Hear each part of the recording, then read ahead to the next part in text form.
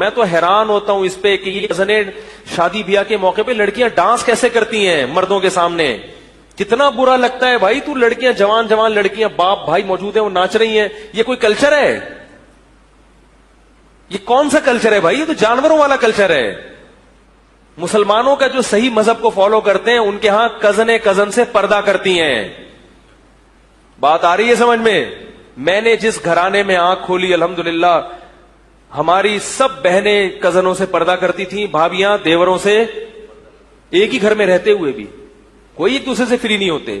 حالانکہ احترام اپنی جگہ, احترام بھی ہے, عزت بھی ہے, ان کا خیال رکھنا بھی ہے, مگر سامنے بیٹھ کے گپے لگانا, فری ہونا, یہ تو اب میں جب گھروں میں لوگوں کے دیکھتا ہوں یار کزنوں سے مسافہ کر رہے ہو, وہ شادی میں تمہارے سامنے ڈانس ہے, اس کے باپ کو کچھ نہیں ہو رہا, اس کزن کو تو مزہ آ رہا ہے کزن کے سامنے ڈانس کرتے ہوئے, لیکن اس کے ابا کو کیا ہو رہا ہے؟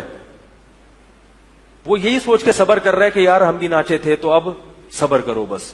یہ اولاد اپنے باپ کی اتباع کرے گی, ماں کی. جب حیا ختم ہو جائے تو پھر آپ کسی کے بھی نہیں ہو, پھر کوئی خدمت ودمت سب تباہ. لوگ کہتے ہیں نا بیٹا قابو میں نہیں ہے, بیٹی قابو میں نہیں. قابو میں کہاں سے ہوگی جب آپ نے اس کو چمونی آپا کی شادی میں نچا دیا تو اب بیٹی آپ کے ہاتھ سے گئی. وہ تو شرم و حیا ہوتی ہے جب ابا سامنے آئے تو سر پہ چادر لے لے. اس قسم کی بیٹیاں ہوتی ہیں جو ابا کو کیا سمجھتی ہیں؟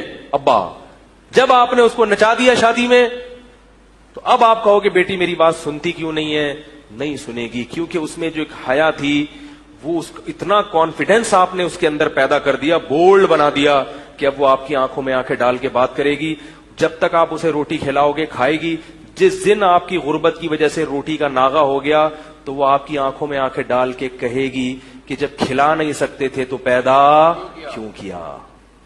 بات آ رہی ہے سمجھ میں؟ جب کھلا نہیں سکتے تھے تو پیدا کیوں کیا. اور اگر تربیت ہوگی تو کہے گی کوئی بات نہیں ابا, ساری زندگی آپ نے کھلایا ہے, آج اگر ایک روٹی کا ناغہ ہو گیا کوئی نہیں. سلیمان علیہ الصلوۃ والسلام کا ایک واقعہ کتابوں میں لکھا ہے, لقمان علیہ السلام کا. یہ کسی کے غلام تھے تو ان کا مالک ان پہ بہت سخاوت کرتا تھا.